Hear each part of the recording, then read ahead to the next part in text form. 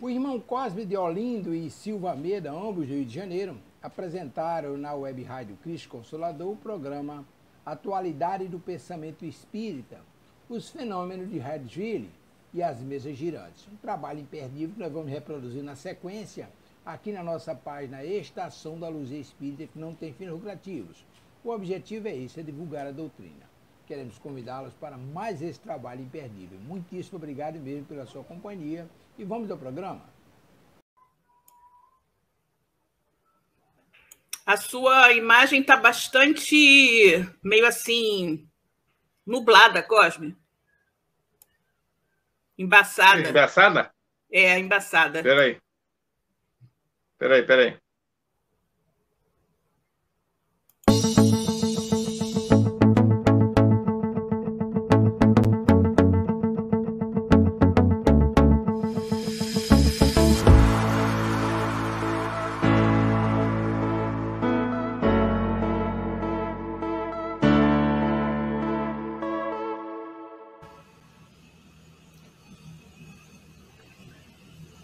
Olá! Boa noite a todos os nossos queridos amigos internautas, aos nossos amigos que nos acompanham através dessa web rádio Cristo Consolador e mais um programa Espiritismo Atualidade.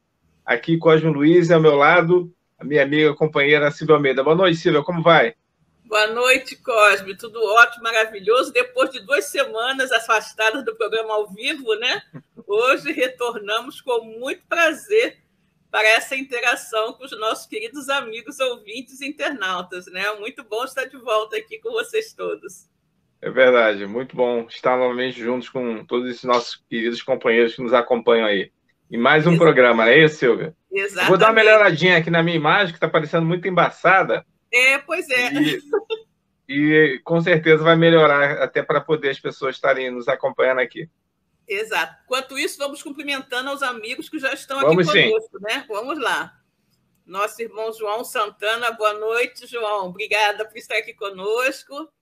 Nosso querido amigo Antônio Porto, boa noite, Antônio. Que bom que você está aqui. Nossa querida Francisca, boa noite, querida. Boa noite, Silvio e Cosme a todos, que tenhamos um excelente estudo. Que assim seja, querida. O Antônio Porto está aqui nos dizendo que há o brilho, né? Seu brilho. Agora meio que sumiu aqui a câmera do Cosme. Vamos ver se ele consegue aqui ir ajeitando, né? Mas, enquanto isso, nós vamos aqui continuando, né, com o nosso momento de boa noite, né? Maria da Glória Sloboda, oi, Glória, boa noite, querida. Que bom que você está aqui conosco, né? Nosso irmão Cosme, ele saiu um pouquinho para reentrar e ver se a sua internet melhora, né? Porque a câmera estava bastante fosca e a gente estava aqui tentando dar uma melhorada, né? Mas vamos seguindo, né? Vamos seguindo. Bem, pessoal, como vocês sabem, a nossa web rádio Cristo Consolador é uma web rádio espírita, né? E nós temos sempre como início, né, como meta, iniciar os nossos trabalhos todos por uma prece, pedindo aos queridos amigos espirituais, que são os verdadeiros condutores desse trabalho, não é?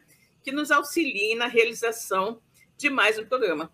Então, convidamos a todos os nossos queridos amigos que estão aqui conosco nesta noite para que eleve o seu pensamento a Deus e, junto conosco, nos acompanhe nesta pequenina prece de abertura. Então, vamos orar. Deus, Pai de infinita bondade, misericórdia e justiça, Jesus, nosso querido amigo, nosso mestre, guia e modelo de toda a humanidade. Queridos amigos espirituais que estão aqui conosco esta noite, mais uma vez, para nos orientar, nos intuir e nos auxiliar na realização de mais um programa. Muito obrigada pela presença amiga, obrigada, sobretudo, pela luz da doutrina espírita que ilumina as nossas vidas. Obrigada também pela bênção desta encarnação, esta oportunidade bendita que o Pai nos oferece para que possamos reparar os nossos erros do pretérito, nos reconciliar com os inimigos do passado e do presente, identificar as nossas más tendências, os nossos vícios, os nossos maus hábitos e, assim, buscar eliminá-los do nosso dia a dia para que possamos nos tornar pessoas melhores.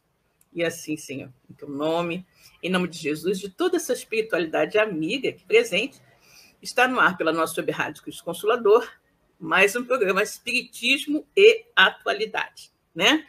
Bom, a nossa querida Niura está aqui também.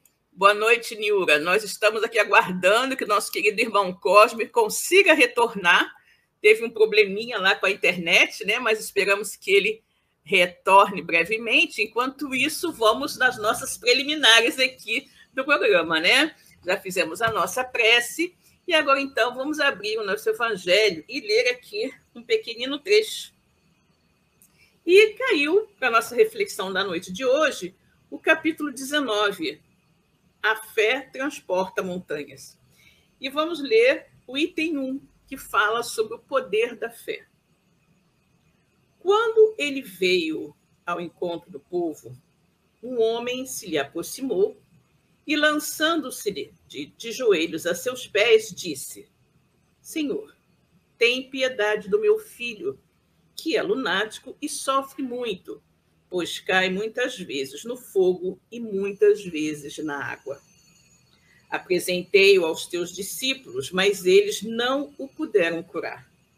Jesus, então, respondeu, dizendo: Ó raça incrédula e depravada, até quando estarei convosco? Até quando vos sofrerei?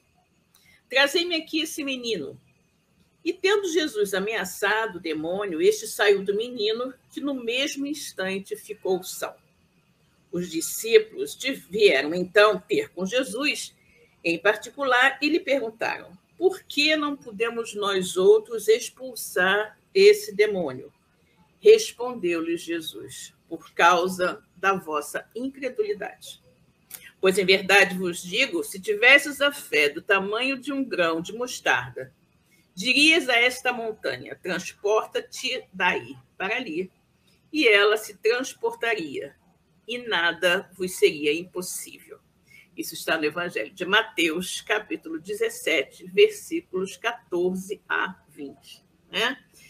Graças a Deus, né? Bom, vamos cumprimentar a nossa querida Maria de Fátima Enes, que chegou também. Boa noite, Silvia, a todos os irmãos. Boa noite, Fátima, que bom que você está aqui, né?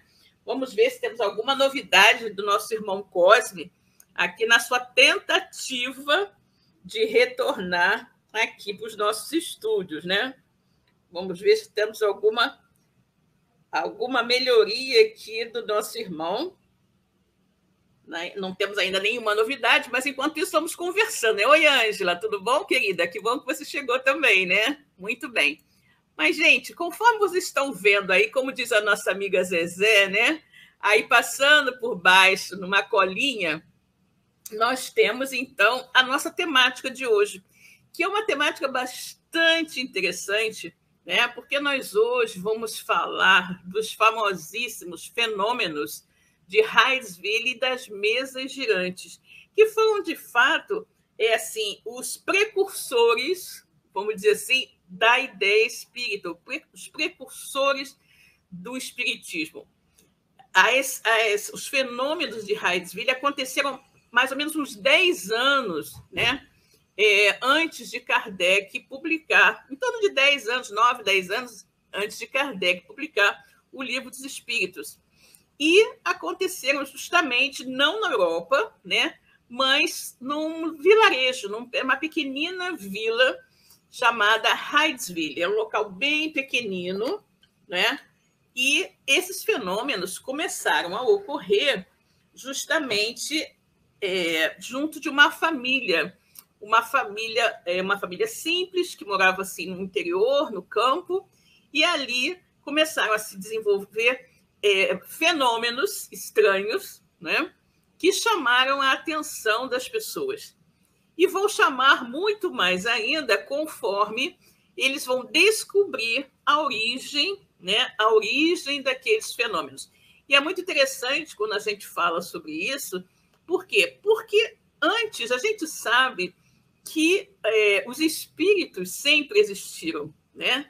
Sempre existiram, sempre estiveram povoando toda a vida das pessoas. Desde que o mundo é mundo, sempre existiram pessoas e sempre existiram espíritos. Mas as pessoas tinham essa ideia, né, de relação à comunicação dos espíritos e tudo mais como algo excepcional, como algo fora do normal, sobrenatural.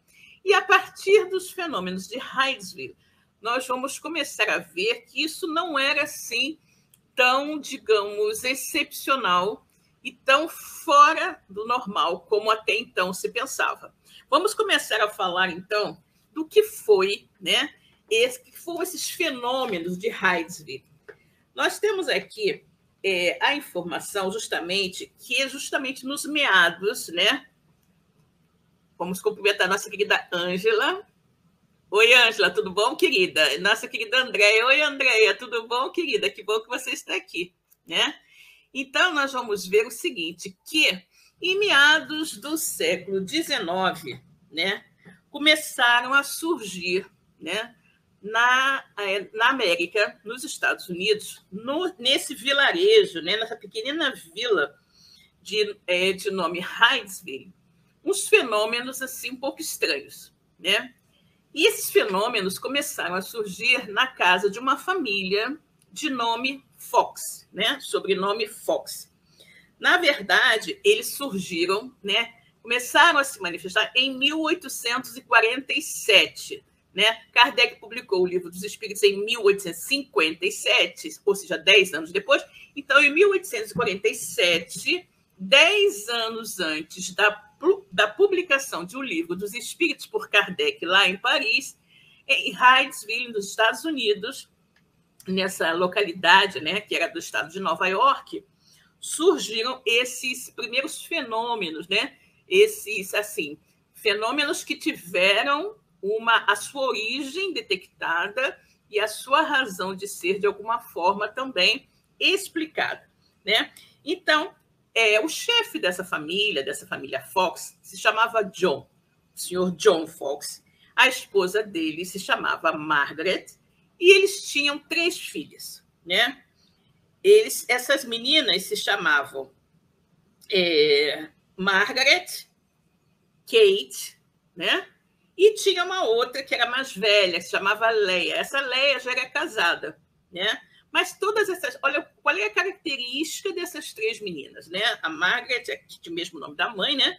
A Margaret, a Kate e a Leia, elas eram médiums. E, de acordo com os fenômenos que foram observados na casa e que elas podiam bem detectar, né?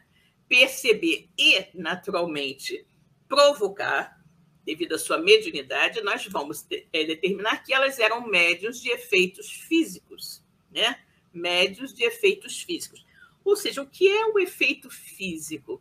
É quando nós temos uma certa mediunidade que nos possibilita, ou melhor, que possibilita o espírito, através da nossa combinação fluídica, fazer ruídos, pancadas, mover objetos, materializar objetos e tudo mais. Ou seja, tudo que é material pode ser feito se você tiver no ambiente um médium de efeitos físicos.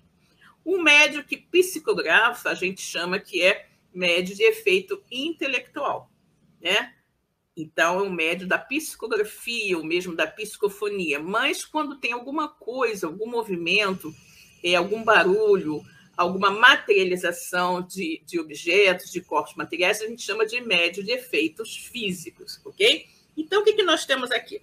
Lá nós tínhamos essa casa, né? Era uma casa rústica, uma casa de madeira, assim, no campo, tipo quase um barracão, né? Uma casa muito, muito simples. Eles eram uma família muito simples, muito pobre, muito humilde.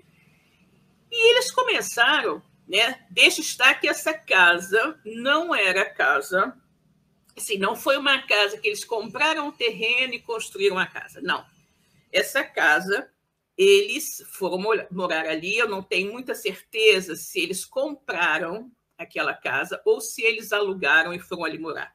Talvez eles tenham comprado, né? E foram morar naquele local e começaram a ser incomodados por barulhos constantes que aconteciam na casa, né?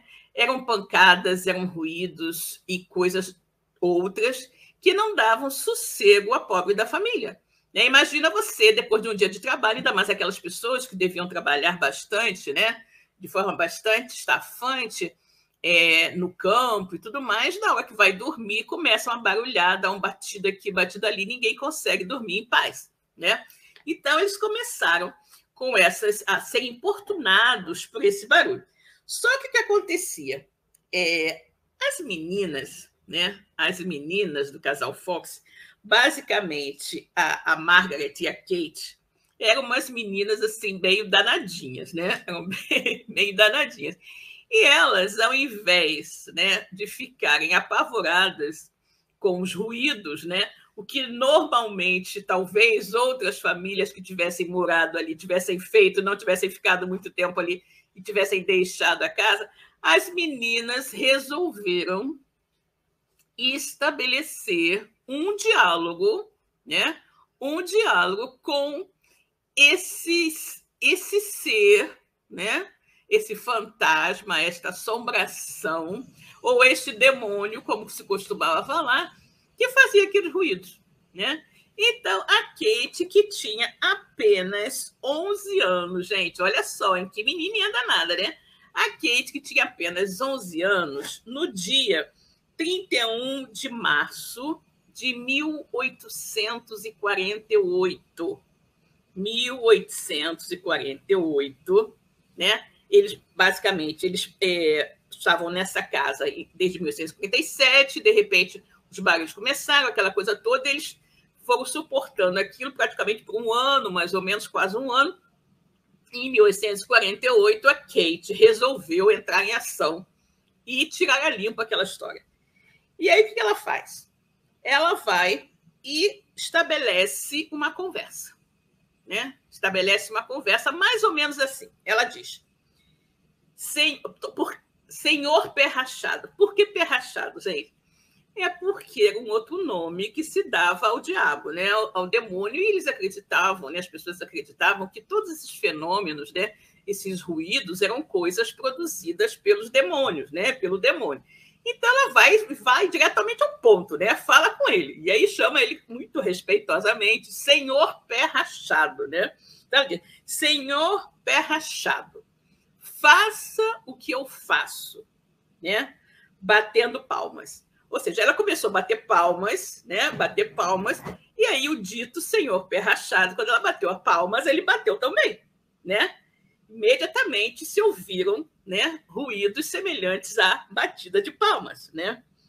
E num número de vezes igual, né? Igual ao que ela havia feito. Então, se ela tinha batido 3 vezes, 1, 2, 3, o Senhor Pé Rachado lá, né? Respondeu 1, 2, 3 também, né? 3 vezes. Aí a mãe dela, né? A mãe dela, quando viu aquilo, né? Animada com a resposta, também veio, se meteu na conversa e falou: agora faça exatamente como eu. Conte 1, 2, 3, 4. Fazendo naturalmente com pancadas, né? Não foram vozes, foram pancadas. E aí logo se ouviram as pancadas, né? Referente ao que ela tinha dito. 1, 2, 3, 4, ele 1, 2, 3, 4, né? Repetindo. E aí eles estabeleceram ali um diálogo, né? E aí, em seguida, eles começaram a aprofundar um pouquinho das perguntas e falar: é um espírito? Né? Se for, dê 2 batidas. Olha só. Elas daquilo, elas passaram. É um espírito que está aqui? Né? Se for um espírito, dê 2 batidas. E aí, imediatamente, né? 2 batidas foram ouvidas. Né? Aí foram mais fundo. É um espírito assassinado? Se for um espírito assassinado, dê 2 batidas. 2 batidas. Foi assassinado nesta casa? E aí 2 batidas muito fortes foram ouvidas. Né? 2 batidas muito fortes foram ouvidas. E aí, obviamente, que uma coisa dessa chama a atenção de todo mundo. Né? Chama a atenção de todo mundo. E eles chamaram os vizinhos para presenciar aquilo, e o espírito, né, como em algumas ocasiões acontece, né, às vezes o espírito ele não quer se mostrar para todo mundo, ele se mostra apenas para algumas pessoas da família, mas nesse caso, né, os vizinhos apareceram E eles repetiram também os barulhos. Oi, Cosme, consigo voltar, meu amigo? Mais ou menos. Que bom que você voltou. Deixa assim mesmo, Cosme, fosco assim mesmo. É melhor fosco do que não ter nada, né? É verdade. Eu estava aqui contando, o Cosme, dizendo justamente, né, que lá em 1848 começaram a surgir aqueles ruídos, né, lá na casa da família Fox e tudo mais, e que aí no dia 31 de março de 1847, né, 47 não, de 1848, justamente, né, em 47 começou a coisa, e um ano depois a Kate resolveu fazer aquela pergunta, né? Senhor Pé Rachado, está aí, faça o que eu faço, aquela coisa toda. A danadinha da Kate, de 11 anos, né? Então a Kate perguntou, a mãe dela ficou animada, perguntou também, e elas descobriram que se tratava de um espírito, né? Que tinha sido alguém que havia sido assassinado naquela casa. Né? E aí elas chamam, diferentemente das pessoas, né, que normalmente acho que a maioria teria saído correndo, né, daquele ambiente, elas, ao contrário, né, estabeleceram aquela conversa e chamaram a vizinhança, né, convidaram a vizinhança para escutar. E eu estava justamente dizendo que, normalmente, alguns espíritos, eles não se manifestam para todos. Se manifestam apenas para alguns. E aí, quando vem outras pessoas para ver, eles ficam quietos, não fazem nada, né? Mas, nesse caso, não foi assim. Eles começaram realmente, houve aquele espírito que estava ali na casa, começou a se manifestar, e todas as pessoas começaram a ver, né, que ali realmente tinha uma coisa, e chamou-se muita atenção. E essas notícias, né, esse fato que aconteceu lá em Hydesville, né, no estado de Nova York, tomou, assim, uma proporção muito grande. E nos Estados Unidos aquilo foi muito falado, e essa notícia chegou até também na Europa, né? Chegou a outros locais do mundo, porque foi uma coisa que chamava muita atenção, realmente, né? Sim, é verdade. E essa manifestação em Hydesville, lá no condado de Wayne, né, no estado de Nova York, ela é muito importante para movimento espírita, porque se nós interpretarmos que fatos e fenômenos espíritas eles sempre aconteceram na humanidade, a própria Bíblia, né, é um repositório, né, de fatos e fenômenos espíritas, tanto como o Velho como o Novo Testamento. Porém, se nós fôssemos colocar na linha cronológica de quando iniciou os fatos e fenômenos espíritas para o surgimento da doutrina espírita, acontece aí nessa situação na casa dos Fox, que eram protestantes metodistas lá nos Estados Unidos. Então, só para a gente ter uma ideia, uma noção de que o espiritismo ele não surge na Europa inicialmente, né? Conforme a gente imagina que isso tudo surgiu na França. Não.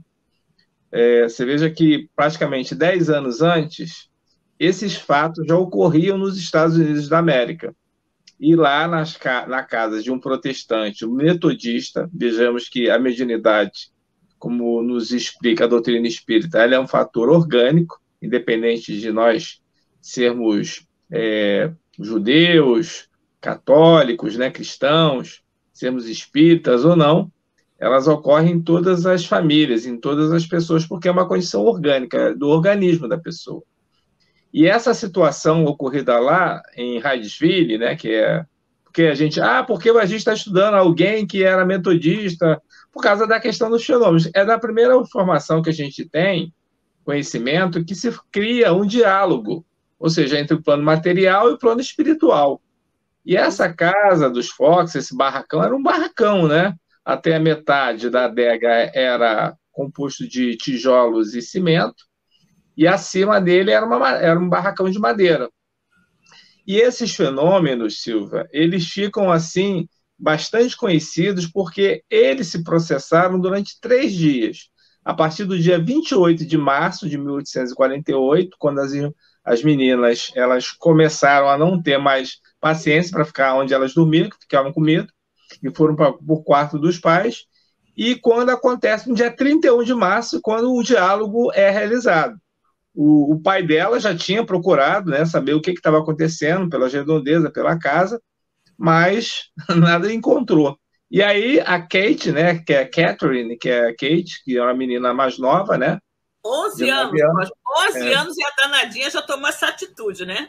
E ela toma essa atitude de criar um diálogo, né, que é o split foot, né, que é o pé rachado aí, responda conforme eu for. Ela começa a fazer as pancadas e ele começa a repetir, ou seja, então, por trás daquele fenômeno existia algo inteligente. Então, isso foi notado, isso foi verificado. Eu não sei se você já comentou que esses fenômenos eles ficaram comprovados não imediatamente ali, porque o espírito que se comunica, né, não só para a família, mas para aquelas pessoas que começaram a acompanhar todos esse desdobramento desses fatos, é que ele era um caixeiro viajante que passou pelaquela casa em determinado momento, há 5 anos atrás, né, morava uma outra família. Antes dos Fox, havia morado ali os Wickmans, e antes dos Wickmans havia um outro casal, que tinha uma empregada que trabalhava para eles, e de vez em quando essa empregada ia dormir na casa dos pais. Naquela noite que o caixeiro passou por ali, esse casal, interessado em ficar com os recursos, o dinheiro, né, desse caixeiro viajante, pede para ela ir dormir na casa dos pais dela. Quando ela volta no dia seguinte, ele não mais está lá. Ele já, segundo o casal, ele já tinha saído cedo, partido cedo. Só que o espírito diz que eles o mataram e ficaram com os seus pertences. E ele estava enterrado nas paredes, né, da casa, lá da adega. Só que, naquela época, a casa estava ainda... Ela era construída num terreno pantanoso e tinha muita água, então não conseguiram, né, tirar fazer as verificações. Tiveram que esperar o pântano, a água descer, e aí, no verão, verificaram e encontraram a ossada. Mas, mesmo assim, não se convenceram ainda. Não se convenceram disso. Você veja que é uma situação bem, bem complicada. E o que é importante, que você falou aí, Silvia, esses espíritos, alguns não se comunicam com todas as pessoas. As meninas eram médiums. As meninas, a Catherine, a Margareta e a Leia, eram 3 irmãs que eram médiums, com certeza. Tanto é que quando os Fox saem dessa casa e vão morar em outras residências, esses fenômenos começam a acontecer na vida deles. As comunicações, elas não param ali. Elas vão acontecer mais. E veja que é uma época que não tem ainda codificação. Então, era uma coisa nova, que eles não sabiam. Essa comunicação feita assim, de uma maneira assim, bem incipiente, né? De pancada, uma letra, 2 pancadas, uma outra letra, e assim sucessivamente. Então, imagina, para fazer uma frase, devia ser assim, um verdadeiro show, né? De pancadas para poder... Imagina, pois é, poder entender.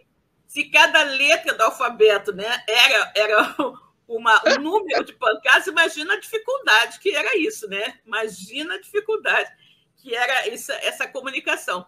Mas temos uma questão aqui, Cosmo, interessante, que aconteceu com as meninas Fox, né? Porque elas, naturalmente, elas foram vítimas também, né, de intolerância e fanatismo. Né? Sim. E aí o que acontece?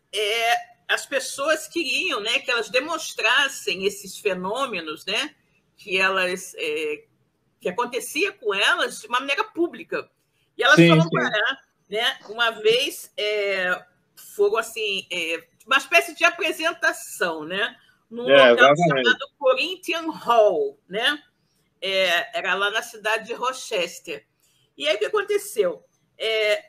Elas passaram por um exame rigoroso, né? 3 comissões foram examinar e tudo mais para ver se não tinha nenhum embuste, né? Naquela coisa que elas faziam.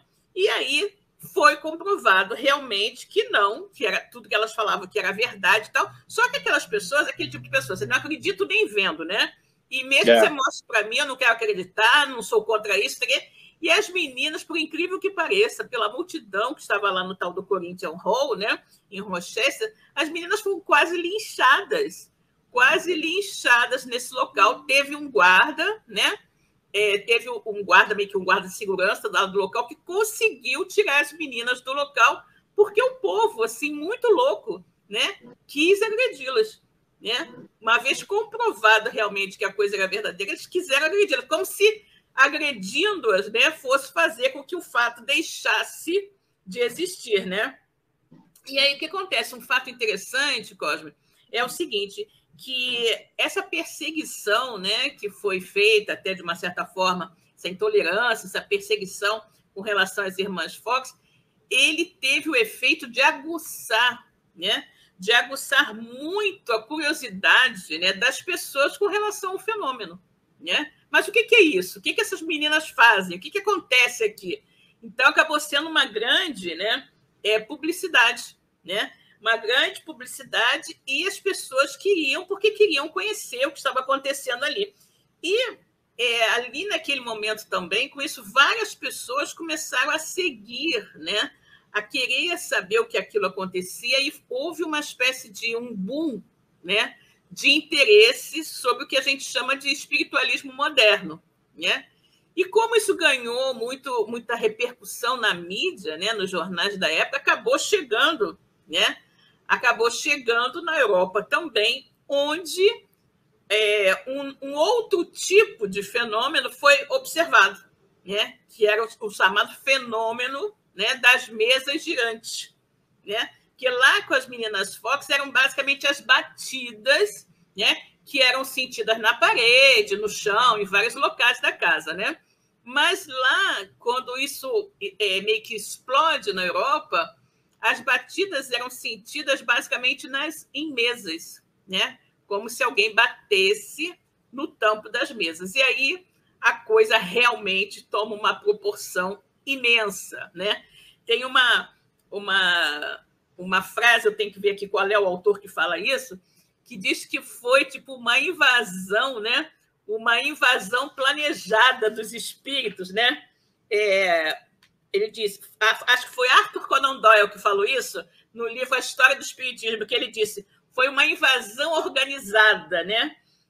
Programada pelos espíritos superiores com vistas à chegada da nova era de progresso para os homens, né? Conan Doyle fala isso, porque efetivamente não ficou aqui nos Estados Unidos foi para a Europa, então a Europa se espalhou na Europa inteira, né? Na Europa inteira. A gente tem a ideia de que, eventualmente, foi apenas na França. Mas não.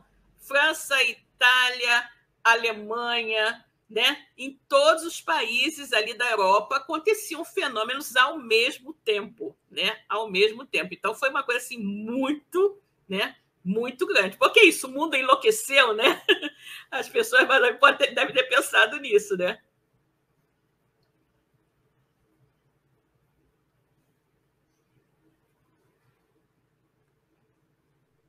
Silvia, essa questão da intolerância, ela vem de longa data, né?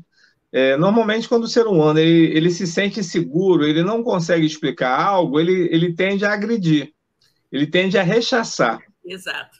E poucas pessoas encaram de uma maneira um pouco mais racional, algo que não conhece. E o Kardec, ele tem esse particular quando ele começa a estudar os fenômenos das mesas girantes ou dançantes.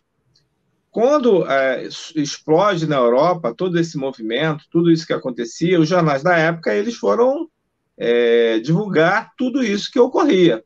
Mas eles diziam que os seres inanimados, as mesas, estavam respondendo, estavam dando respostas.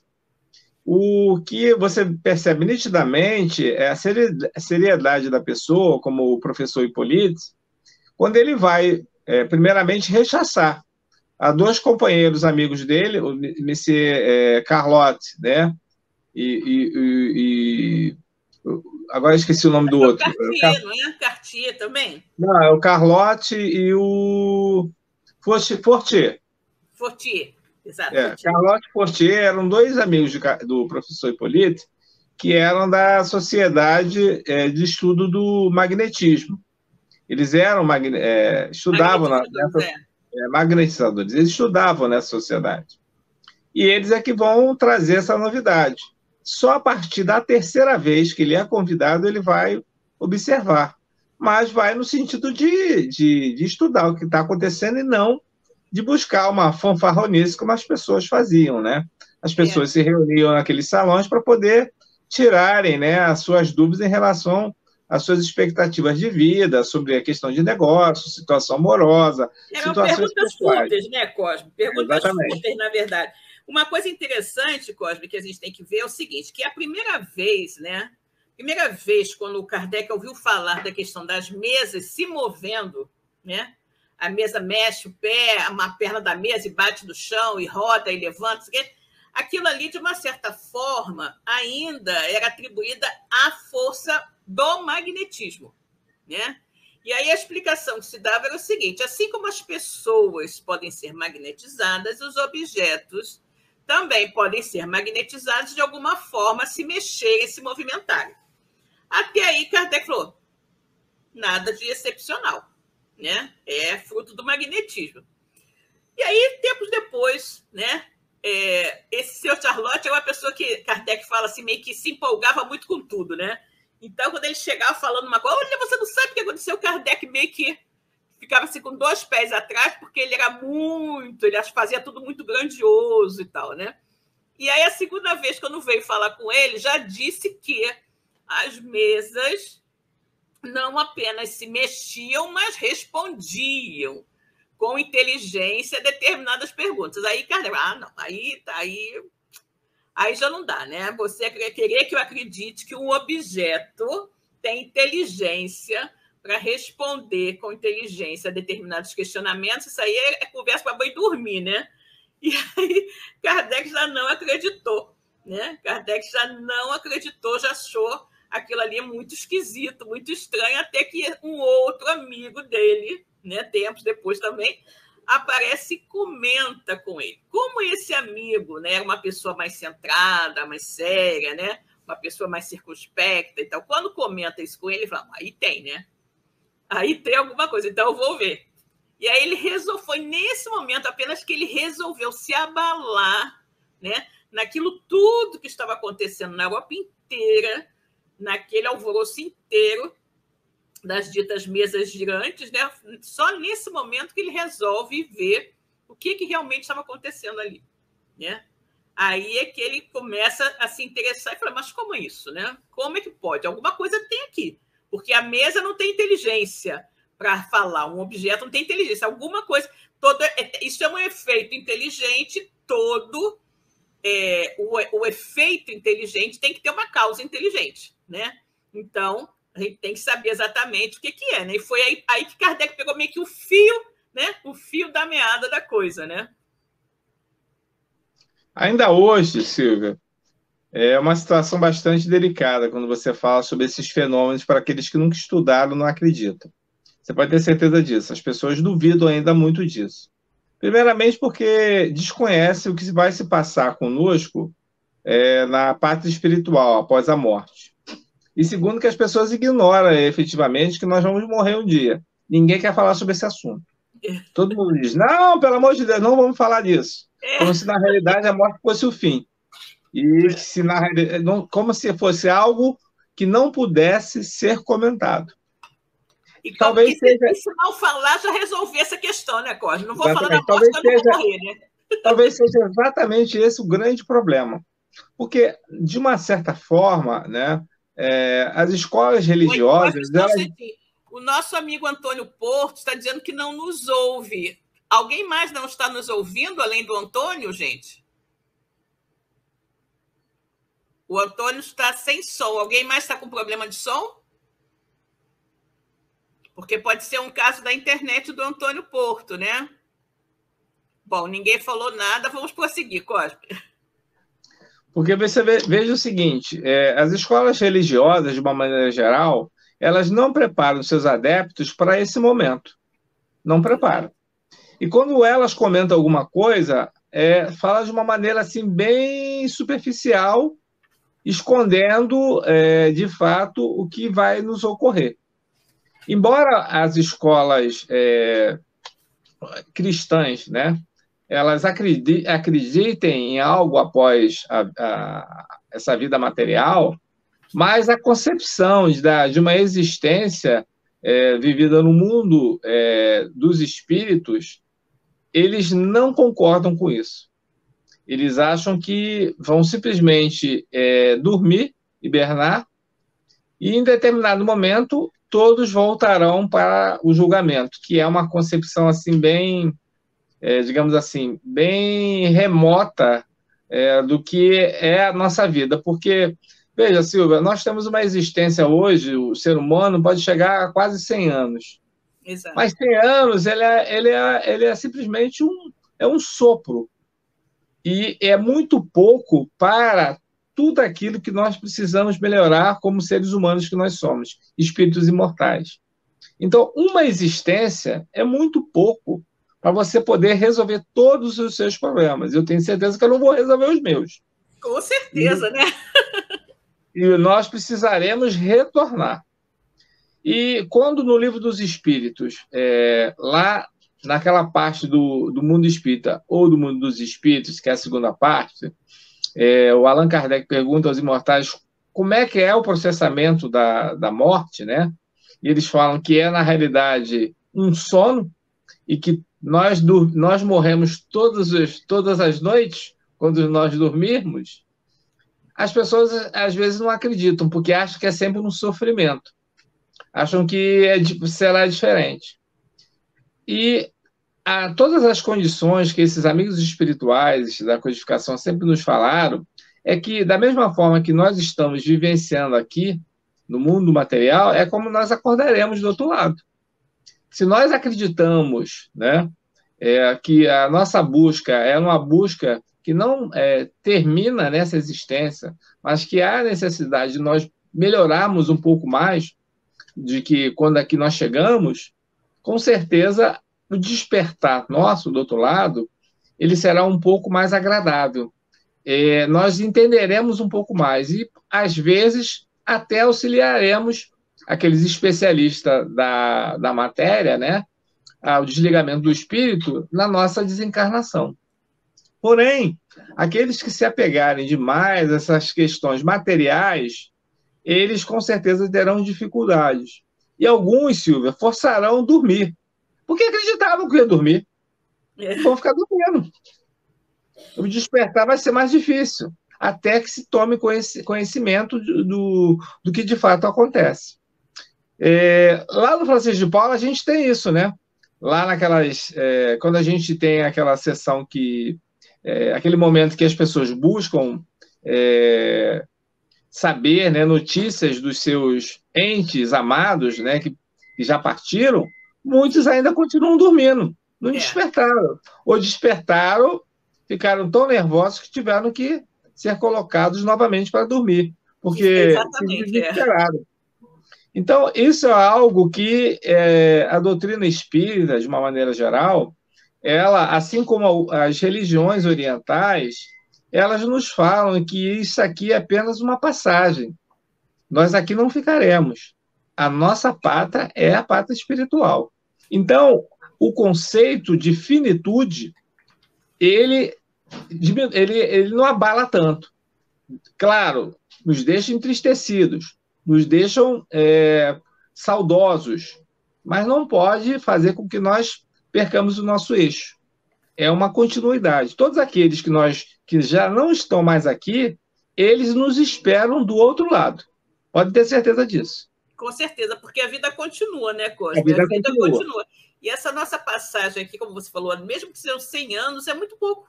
Né? É muito pouco. Porque nós somos espíritos imortais. Então, eu sempre considero que é como um grãozinho de areia na praia, né?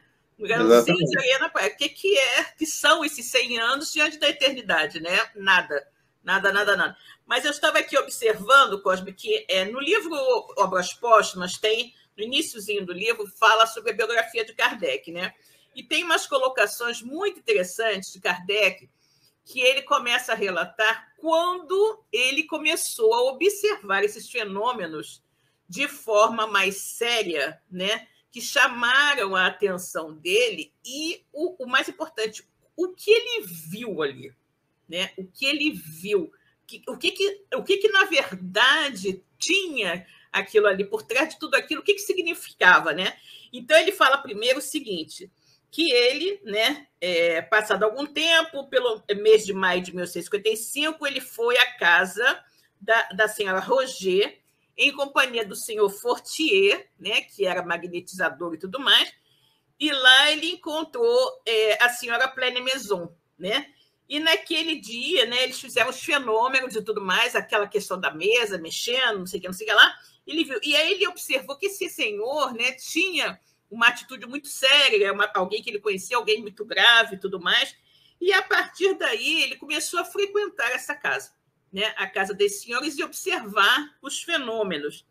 E ele diz que foi aí, né, pela primeira vez que eu presenciei o fenômeno das mesas que giravam, saltavam e corriam, em condições tais que não deixavam lugar para qualquer dúvida.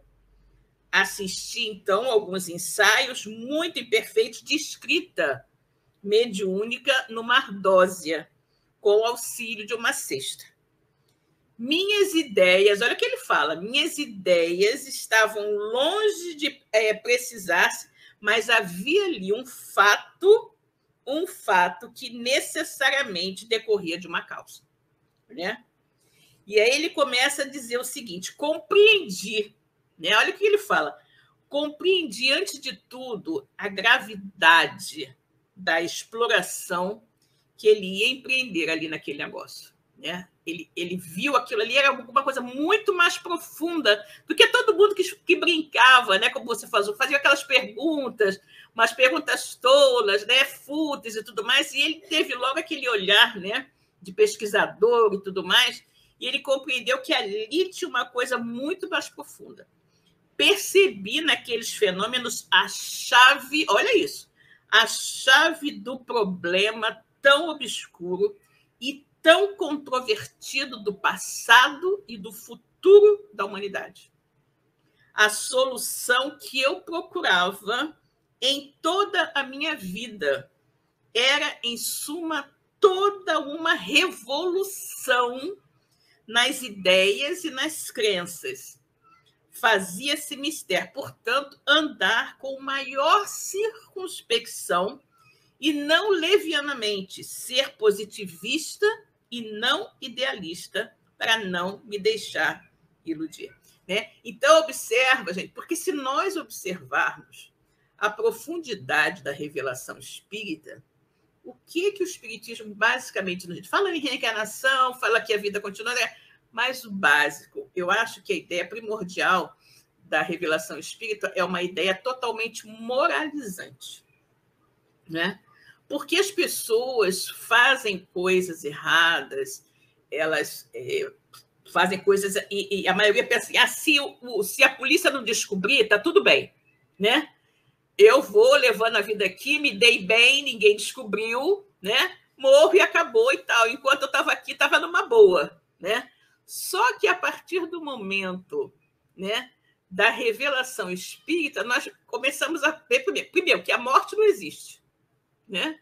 Que a morte não existe e que nós vamos responder, conforme Jesus falou, a cada um segundo suas obras.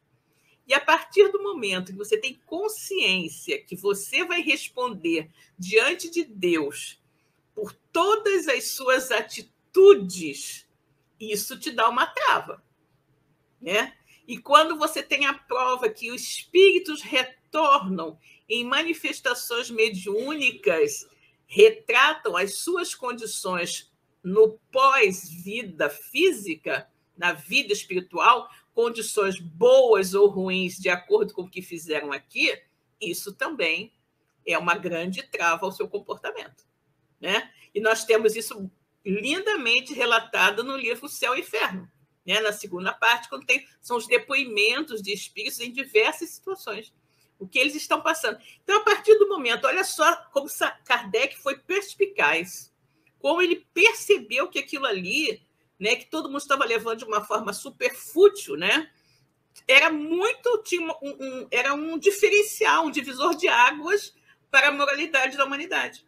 A partir do momento que você tem a certeza que você, quando morrer, não vai virar fumacinha, né? Não vai deixar de existir, né? Não vai ficar, como é que se diz, assim, livre, leve e solto, né? E vai ter que responder pelo que você fez, aquilo te trava, né? Você vai pensar duas vezes, não. Se eu tenho certeza absoluta que eu vou ter que responder depois, então deixa eu fazer a coisa boa agora para não sofrer, né, depois que eu desencarnar. Né? Então, isso foi aquela divisão, né? Aquela marca. E é muito importante que as pessoas tenham consciência disso. Né? Muito importante. Porque eu acho que quanto maior a conscientização dessa, digamos assim, dessa responsabilidade assumida, né? Mais facilmente a gente consegue domar as nossas más tendências, né? Porque a gente sabe que não vai escapar fácil das consequências, não é isso? Silvia, você falou uma coisa que eu gosto muito de abordar, que é a questão da moral espírita. O espiritismo, lá no Céu e Inferno, quando ele aborda sobre a questão moral espírita, o Kardec ele faz observações sobre o que as religiões, né, elas determinam como céu, como inferno, como purgatório. E aí o Paulo Henrique de Figueiredo ele comenta exatamente sobre isso naquele livro Autonomia, que essas religiões, de uma maneira geral, elas são religiões que têm uma moral, na realidade, heterônoma, ou seja, elas te obrigam a você melhorar, porque senão você vai pagar, porque senão você vai arder no fogo do inferno, porque senão Creonte, porque senão... Todas essas religiões, elas trabalham isso, ou seja, elas trabalham com a punição e o medo. Então, a criatura, ela não se modifica porque ela acha que vai ser melhor para ela. Ela não se modifica porque ela tem medo do que falaram para ela que ela vai encontrar. No Espiritismo não é assim. O Espiritismo ele trabalha moral autônoma, não heterônoma. Ou seja, que moral é essa? Você modifica porque você sabe que aquilo para você é melhor, não porque alguém ou uma autoridade diz para você que é, mas porque você tem consciência que aquilo é o melhor para você. Você raciocinou, né, Cosme? Você raciocinou, você tomou a decisão, eu vou mudar porque... Não é porque as pessoas estão me vendo, é porque eu sei que isso é o correto. Eu sei que isso, para mim, é o melhor. Sabe aquela situação que todo mundo... você está numa determinada situação, mas ninguém está vendo, eu posso fazer. É errado, mas eu posso fazer. Não é isso. Porque, na realidade, lá no Livro dos Espíritos, quando Kardec pergunta aos imortais aonde está, né, as leis de Deus, e eles nos informam que está na nossa consciência, é essa nossa consciência que nós temos que buscar. E é exatamente isso que, na segunda parte do Céu e Inferno, todos aqueles que ali se apresentam são companheiros espíritos que estão perturbados mentalmente. Porque a sua consciência, a consciência deles, não deixa eles tranquilos. Exatamente. É o seu maior algoz. Seu maior algoz é a consciência. Para aqueles que não se adequaram, não tomaram a posição porque quiseram. Para aqueles outros que sempre fizeram e sempre acharam que o bem, o trabalho no bem, a caridade, a compaixão era inerente a um melhorar seu, eles estão da mesma forma do outro lado. Estão se sentindo bem, estão tranquilos, porque a decisão deles foi uma decisão que eles tomaram por si só. Então, consequentemente, as companhias, todas as situações que eles vão encontrar do outro lado, elas estão associadas ao seu bem-estar, às suas atitudes que eles fizeram aqui. Então, eu acho muito importante o Espiritismo, o Paulo Henrique de Figueiredo, desse livro Autonomia, que ele fala sobre a questão da moral espírita.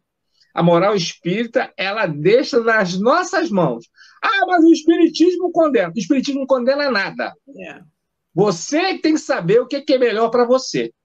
Ah, o Espiritismo então deixa fazer isso? Se você quiser, fique à vontade. Você é o responsável pelos seus atos. Exatamente. Então, como ser inteligente, alma imortal, sabendo que aquilo que é melhor para você, você decide. e aí você diz se aquilo é bom para você ou não. Então, nesse particular, Silvia, eu acho o espiritismo fantástico. A gente não se converte, a gente não faz porque alguém disse ou porque nós vamos sofrer algo terrível depois, mas sim porque nós queremos, nós decidimos que aquilo para nós é o melhor. Eu acho isso muito importante. É como o apóstolo Paulo falou, né? Tudo nos é lícito, mas nem tudo nos convém, né? O espiritismo é mais ou menos assim, né? Você faz o que você quiser, né? Você faz o que você quiser. Você tem o seu livre-arbítrio, você tem inteligência, né? Então, você faça o que você quiser fazer, mas saiba que você vai colher exatamente aquilo que você semeou, né? E às vezes, né, Cosmo, nós vemos muito isso, às vezes até mesmo dentro dos arraiais espíritas, pessoas que conhecem toda essa filosofia, mesmo assim ainda insistindo em agir de maneira contrária, né, às leis divinas, como se não fosse acontecer, né? Às vezes a gente vê coisas assim que nos surpreendem, né, mesmo dentro dos arraiais espíritas, com pessoas que têm comportamentos menos felizes dentro da casa espírita, como se nada daquilo fosse repercutir, né, quando chegar ao outro lado da vida. Uma coisa interessante que você falou, Cosme, que eu me lembrei, né, é que conforme você vive de acordo com as leis de Deus, o seu momento, né, de desencarne, a sua desencarnação, aquele período de perturbação pós-desencarne, ele é muito breve, né? Quase inexistente, se você foi uma pessoa que viveu de uma forma voltada para o bem, né? Se você fez o seu melhor o tempo inteiro e tudo mais, muitas vezes você é recepcionado por amigos espirituais que vêm te receber, né? E você já tem aquele desprendimento já imediatamente levado por esses amigos para um hospital do espaço e tudo mais. Ao passo que aquelas pessoas que são voltadas para o mal, que realizam muitas coisas ruins, e às vezes elas passam a vida inteira prejudicando muitas pessoas de diversas maneiras, né? No momento em que elas vão desencarnar, elas também são recepcionadas. Só que elas são recepcionadas pelas suas vítimas, né? As suas vítimas, muitas vezes, aquelas vítimas que não perdoaram o mal que foi feito a elas, né? E que estão ali aguardando, né? Aguardando o momento para que a pessoa, que o espírito se desprenda, né, do corpo físico, ou melhor, que ele saia do seu esconderijo, como muitas vezes nós vemos na literatura espírita, né? Você está escondido naquele corpo, né? Está escondido naquele corpo. Só que quando desencarna, não tem mais o esconderijo. Então, o espírito está totalmente exposto. E aí ele fica totalmente entregue aos seus algozes, né? Que agora são seus algozes, mas que durante muito tempo foram as suas vítimas. Então, é aí que a pessoa tem que pensar, né? Aquilo que a gente estava comentando, né? Às vezes a pessoa faz um monte de iniquidades, um monte de trapaças, um monte de falcatruas, um monte de fofocas, de se me disse, cria situações extremamente ruins. E como ninguém percebeu, ninguém sabe, ela vai tirando aquela de bonzinho para os encarnados. Só que no plano espiritual não existem máscaras, né? Nós chegamos no plano espiritual exatamente como nós somos. E aí nós vamos encontrar exatamente aquilo que nós criamos para nós, né? Ou uma vida de bem-aventuranças, né? Se você agiu corretamente, ou uma vida de sofrimento, porque você vai ter que prestar contas àquelas pessoas que você prejudicou, né? Então, isso é muito, muito sério. E as pessoas precisam muito ter consciência disso. Gente, a vida na matéria é extremamente efêmera. É muito curta. A vida na matéria é nada diante da vida do espírito, né? Então, nós temos que viver, né, de acordo com as leis divinas, fazendo o nosso melhor, né? Fazendo aos outros aquilo que a gente gostaria que fizessem conosco, sendo a pessoa mais correta, mais ética, mais generosa e fraterna possível, para que, quando chegar a hora da nossa desencarnação, que a gente não se veja diante daqueles que foram as nossas vítimas, né? e que a gente pensou que nunca iriam nos alcançar, mas que depois, né, no mundo espiritual, que é a verdadeira vida, estão lá nos aguardando para nos cobrar, né? Nos cobrar aquele acerto de contas. Então, esse, como você falou, Cosme, é o grande ponto, né, moralizante da doutrina espírita, né? Que você sabe exatamente quem você é, de onde veio, para onde vai, o que está fazendo aqui e o que te aguarda, né, no retorno à verdadeira vida. Silvia, fazer o bem só faz bem para quem faz. Exato. Primeiramente, o primeiro a receber é aquele que executa. A gente acha que está fazendo para o outro, né? Mas na realidade a gente está fazendo para nós mesmos. E Exato. eu vejo isso no processo da própria vida do Cristo, porque Jesus veio servir. Ele lavou os pés naquela cerimônia que foi muito contestada lá por Pedro e tal. E o que Jesus estava demonstrando aquilo? Se eu, que sou eu, posso fazer isso por vós, imagina vocês não vão poder se negar a fazer isso para os outros, pelos seus irmãos. Exatamente. Eu posso lavar o pé de vocês, imagina o que vocês podem fazer pelos outros. Então a gente tem que fazer, Silvia, sempre o melhor que a gente puder, ao nosso alcance. É claro que nós, nem a espiritualidade superior vai pedir para que a gente faça aquilo que a gente não pode. Isso é importante que a gente entenda. Se a gente não pode, paciência, vamos aguardar o dia que nós podemos. Mas com certeza cada pessoa pode fazer algo para ajudar alguém. Seja uma palavra amiga, seja uma orelha amiga, um ombro para chorar, um abraço, um aperto de mão, algo que verdadeiramente faça a diferença para aquele que está numa situação mais agradável. Mas eu não tenho dinheiro, mas eu não tenho tempo de visitar, mas você pelo menos pode ouvir ao telefone, né? Você pode mandar uma mensagem, né? De conforto, né? Porque todo mundo gosta, Silvia. Todo mundo gosta de ouvir uma boa palavra, uma palavra de carinho, uma palavra de conforto, uma palavra que suporte, sustente, né? Mas que seja verdadeira. Que é para a gente poder, o outro, sentir sinceridade. Porque às vezes só um abraço já diz muita coisa. Então é importante que a gente faça isso pelo outro. Com certeza. Cosme, chegamos ao final, já estouramos o nosso tempo, né? E hoje, como você não fez a prece de abertura, eu vou te pedir para fazer a prece de encerramento, meu amigo, por favor. Com certeza. Vamos fazer, então, a nossa prece de agradecimento, encerramento. Agradecendo aos amigos espirituais que aqui nos acompanharam nessa transmissão, por mais essa oportunidade. Amigo Jesus, queremos agradecer, Senhor, por todo esse amparo, por toda essa proteção, por todo esse carinho, por todas as intuições que nós tivemos nessa noite, e mais um tema que nós podemos refletir, que nós podemos trazer para as nossas vidas, dividir com todos aqueles com quem nós amamos. Que nós, Senhor, tenhamos a sabedoria para que nós possamos seguir passo a passo, nos modificando, nos melhorando, e que a moral do Cristo seja a nossa moral, para que nós possamos alcançar os nossos objetivos. Abençoe todos os nossos irmãos que estão aqui nos acompanhando nesse momento, aqueles que nos acompanharão também através do compartilhamento dessa transmissão, e que, Senhor, nós tenhamos uma semana de paz, de harmonia, de muito amor e muita tranquilidade.